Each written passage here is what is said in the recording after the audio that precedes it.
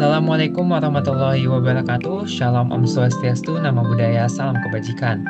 Selamat pagi Bapak Suwarno STMM dan juga teman-teman sekalian. Di sini kami dari kelompok Starbus akan menjelaskan mengenai tugas kami, yaitu penerapan storage produce, function, dan time zone pada aplikasi berbasis Entire di website GIC, yang dimana website GIC ini adalah sebagai project expo kami, yaitu adalah salah satu e-commerce yang akan kami jadikan sebuah objek untuk menjadi website expo kami. Nah, pertama-tama kita akan membahas mengenai data model. Data model adalah fondasi yang menggambarkan struktur data dalam aplikasi. Di sini kita membuat sebuah kelas product manager yang berfungsi sebagai representasi dari entitas produk. Kelas ini mencakup dari beberapa properti penting, yaitu ID, yang dimana ID ini sebagai identitas unik untuk setiap produknya. Lalu juga terdapat product name, yang dimana product name ini menyimpan nama produk agar mudah diidentifikasi. Yang ketiga ada kategori, yang dimana kategori ini berfungsi untuk membantu dalam pengelompokan produk dan untuk kemudahan pencarian dan pengelolaan data.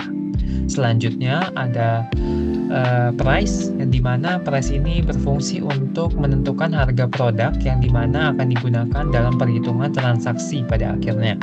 Lalu selanjutnya ada stock, yang dimana stok ini berkaitan dengan jumlah produk yang tersedia di gudang.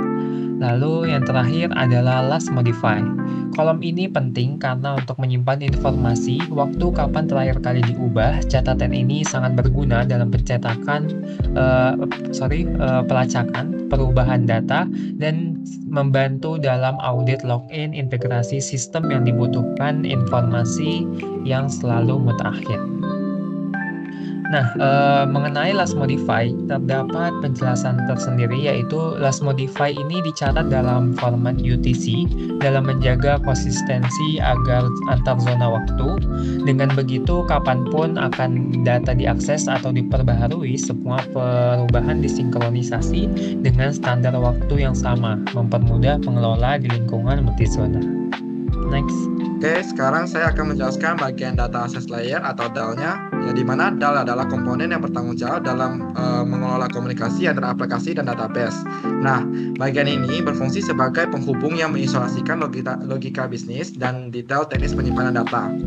Di sini kita membuat kelas product repository, yang dimana memuat metode untuk melakukan berbagai operasi data. Yang pertama, mengambil data produk dari database. Kelas ini menyediakan metode yang memudahkan pengambilan data secara efisien, baik untuk satu produk tertentu maupun sekumpulan produk berdasarkan kriteria tertentu. Nah, yang kedua itu menambahkan produk baru ke database. Dengan menggunakan metode ini, kita bisa menambah data produk secara aman, termasuk pengaturan kolom last modified untuk mencatat waktu perubahan. Nah, yang ketiga itu ada pembarui informasi produk, di mana operasi ini memungkinkan pengeditan detail produk yang ada, seperti memperbarui harga, stok, ataupun kategori. Yang terakhir itu ada menghapus data produk dari database, di mana metode ini memastikan data produk yang tidak lagi diperlukan dapat dihapus dengan aman dan efisien, menjaga integritas data. Untuk mengoptimalkan performa dan menghindari duplikasi kode, kita menggunakan store procedure. Yang dimana store procedure ini adalah kumpulan perintah SQL yang telah disimpan di dalam database dan dapat dijalankan berulang kali tanpa harus menulis ulang perintah tersebut. Nah, penggunaan store procedure ini menawarkan sejumlah keuntungan. Yang pertama, efisiensi kinerja. Yang kedua, keamanan data. Yang ketiga, pemeliharaan yang lebih mudah. Contoh penerapan yang sering digunakan adalah store procedure untuk mendapatkan produk baru. Prosedur ini adalah menerima parameter seperti product name, kategori price, stock, dan secara otomatis memperbarui kolom last modified dengan waktu saat ini dalam format UTC. Selain itu, DAL yang terstruktur dengan baik memanfaatkan store procedure untuk mendukung transaksi yang kompleks. Misalnya dalam sebuah transaksi di mana data stok produk harus diperbarui setelah produk dijual. Prosedur ini dapat memastikan bahwa semua langkah transaksi tersebut berhasil dijalankan. Jika ada kegagalan di tengah proses, semua perubahan dapat dibatalkan untuk menjaga konsistensi data. Yang terakhir itu ada penggunaan store procedure dalam DAL membantu kita memisahkan logika implementasi dari aplikasi utama, memungkinkan skalabilitas dan fleksibilitas dalam pengelolaan database di masa mendatang. Keuntungan lainnya yaitu pengurangan bebas pemrosesan di sisi aplikasi karena banyak perhitungan dapat dijalankan di sisi server database. Next. Berikutnya kita akan membahas business layer. Dia memainkan peran krusial dalam mengelola logika aplikasi.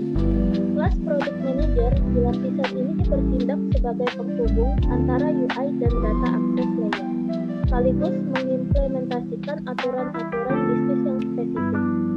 Peran Product Manager mencakup yang pertama ada validasi data, yaitu memastikan bahwa data yang diterima sesuai dengan kriteria sebelum dilakukan operasi CRUD. Misalnya memastikan harga produk lebih besar dari nol atau stok tidak negatif. Product Manager memastikan bahwa data yang masuk memenuhi kriteria atau aturan bisnis sebelum diolah atau disimpan ke dalam database.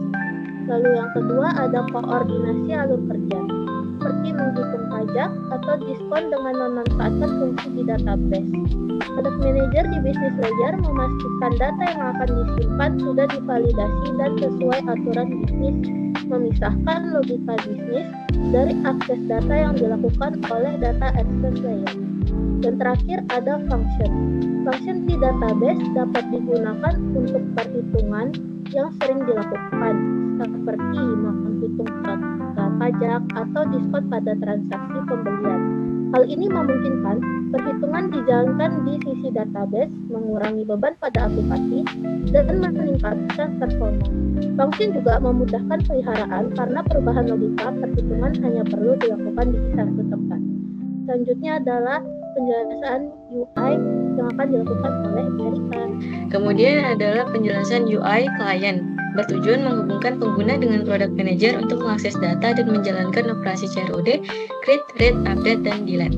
Dalam hal ini mencakup transaction, store procedure, function, dan time zone. Transaction itu diperlukan untuk menjaga konsistensi data. Store procedure merupakan prosedur yang disimpan dalam database yang mengandung serangkaian instruksi SQL. Contohnya adalah untuk mengelola proses checkout, mengurangi stok barang, dan pemotongan harga. Kemudian ada function, digunakan untuk perhitungan atau operasi tertentu di dalam database.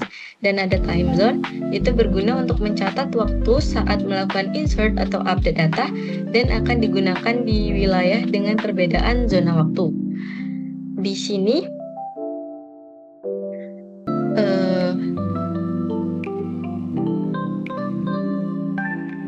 code ini berfungsi untuk menampilkan data di dalam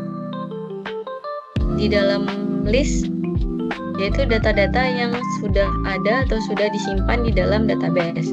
Kemudian code ini berfungsi untuk menampilkan data yang dipilih untuk muncul di dalam form sehingga mempermudah dalam proses update ataupun delete.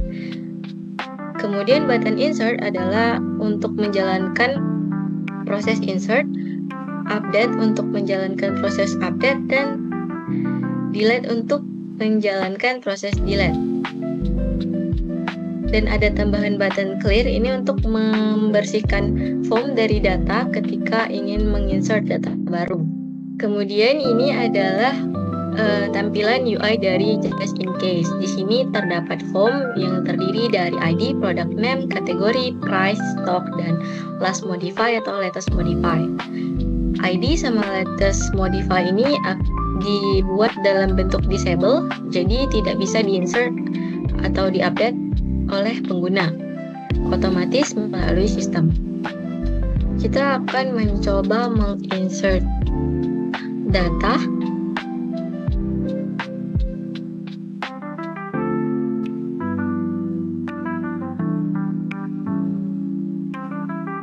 Berhasil insert dan akan muncul di list yang ada di bawah ini. Kemudian kita akan mencoba mengedit data.